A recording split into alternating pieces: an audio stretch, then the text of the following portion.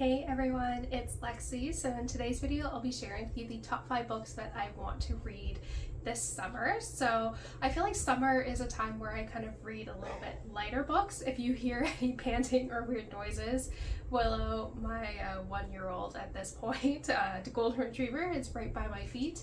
She's very much a Velcro dog, so if you hear any panting or weird noises or chewing or anything like that, she's literally right here giving me so much love. You're just looking at mama. But summertime is where I kind of read a little bit of more light-hearted books. But there are definitely like ones that I feel like either they have to take place in the summertime or they're light-hearted. So summer has its own like vibes in terms of reading. So I compiled a list of 5 books that I want to read this season. So some of them are new releases that are coming out and ones that I've been holding out on my shelf reading until this time of year. So without further ado, let's get started. So first up, I have Atmosphere by Jenkins Reid, and this is her newest book that comes out, I want to say in June 3rd. I have my iPad here just for a little synopsis, but I feel like Jenkins Reid is a very good like summer author. I feel like a lot of her books give off summer vibes. I think it's because I marathoned a lot of her books in the summertime, so I think that's why I associate her with more summertime reads. And this is her newest book, which I'm so excited about, and I haven't even read the synopsis of this one yet, so that shows you she's just one of those auto-buy authors. And so it says, Joan Goodwin has been obsessed with the stars for as long as she can remember. Thoughtful and reserved, Joan is content with her life as a professor of physics and astronomy at Rice University and as an aunt to her precious niece, Frances. That is, until she comes across an advertisement seeking the first woman scientist to join NASA's space shuttle program. Suddenly, Joan burns to be one of the few people to go to space. Selected from a pool of thousands of applicants in the summer of 1980, Joan begins training at Houston Johnson Space Center alongside an exceptional group of fellow candidates.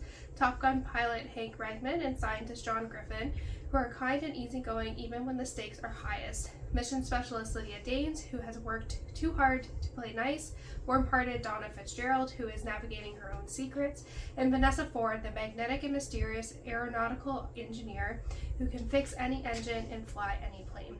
As the new astronauts become unlikely friends and prepare for their first flights, Joan finds a passion and a love she never imagined. In this new light, Joan begins to question everything she knows about her place in the observable universe. Then, in December of 1984, on mission STS-LR9, it all changes in an instant. So this one seems really interesting. Like I said, I have not read the synopsis for this one or the new release that I'll talk about next, but I really love her stories. They're really emotionally hitting. I was not a fan of Carrie Soto is Back. That one was not my favorite, so I'm hoping this one I do enjoy a little bit more. And just space travel in general really freaks me out, so I feel like this will keep me on the edge of my seat, but I'm really excited to see what this one has in store. Next, I also have Bury Your Dead in the Midnight Soil by V.E. Schwab, which comes out June 10th. And I'm also really excited for this one as well. I've only ever read The Invisible Life of Addie LaRue by this author, and that is one that I've also really enjoyed. And this one, again, like I said, I have not read the synopsis, but this one just feels like it'll be very interesting and fun. So it says, this story is about hunger. 1532, Santo Domingo de la Caldeza.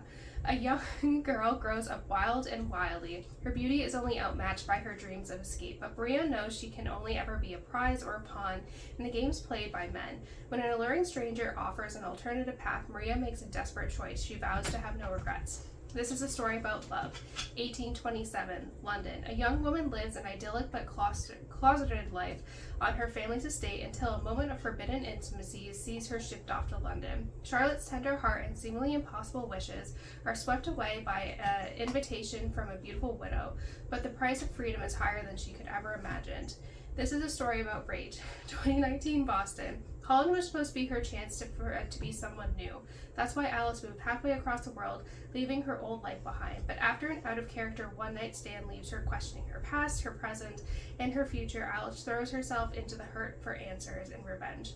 This is a story about life, how it ends, and how it starts. This one just seems really interesting. I love the integration of 3 different storylines, and it seems like they're obviously will be connected throughout time, and I don't know, I'm just really excited to dive into this one. Next I have The Berry Pickers by Amanda Peters. This is one I've been specifically holding out reading in the summertime, just with like the cover, and I believe this also takes place in the summertime as well. So it says July 1962.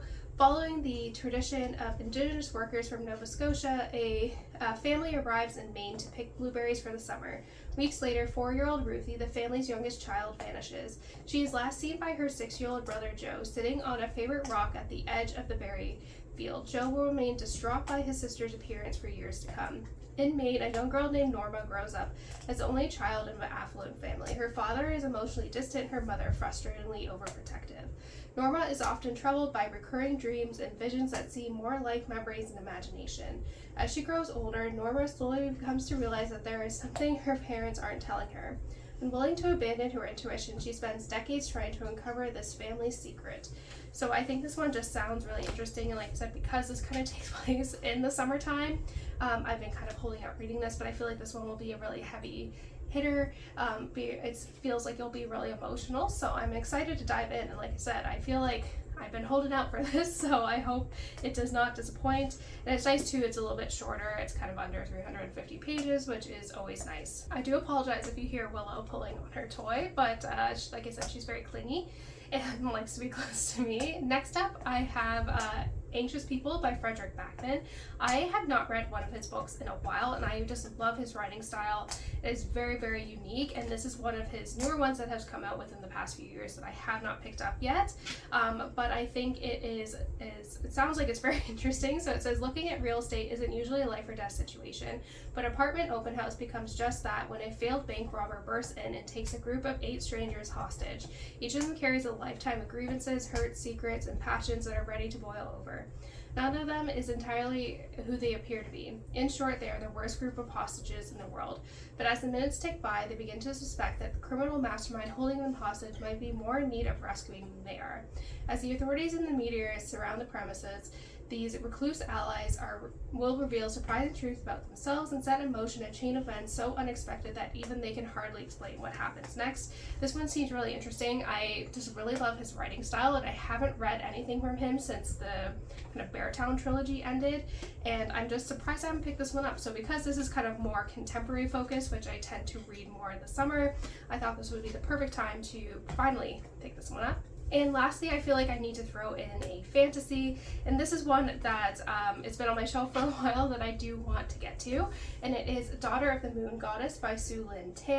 I just really love this cover, honestly, but again, this is one that I've had on my shelf for a while that I do want to get to, and it's one that now I've heard a little bit mixed things about. I think it has like a love triangle, which isn't my favorite, so we'll have to see how I feel about this one, but I do think kind of the premise of this does sound like it's interesting. So it says, growing up on the moon, Chin Yin is accustomed to solitude, unaware that she is being hidden from the feared celestial emperor who exiled her mother for stealing his elixir of immortality. But when Sin Yin's magic flares and her existence is discovered, she is forced to flee her own home, leaving her mother behind. Alone, powerless, and afraid, she makes her way to the celestial kingdom, a land of wonder and secrets. Disguising her identity, she seizes the opportunity to learn alongside the Emperor's son, mastering archery and magic, even as passion flames between her and the prince. To save her mother, she embarks on a perilous quest, confronting legendary creatures and vicious enemies across the earth and skies. However, when treachery looms and forbidden magic threatens the kingdom, she must challenge the ruthless celestial emperor for her dream, striking a dangerous bargain in which she is torn between losing all she loves and plunging the realm into chaos. I believe this is a duology as well, so it'll be nice if I do enjoy this, I can kind of marathon them back to back. But like I said, I'm a little hesitant now just because I've heard mixed things, so we'll have to see, but it doesn't hurt to try. So yeah, we'll see how this one goes. So that's it, guys. Thank you so much for watching. I hope you enjoyed this video, and Willow's kind of chewing on her toy and playing. It hasn't disturbed you too much. But let me know in the comments below what books you are excited to read this season and all that fun stuff. So yeah, thank you guys so much for watching. Don't forget to give this video a thumbs up, and I will see you guys next time. Bye, guys.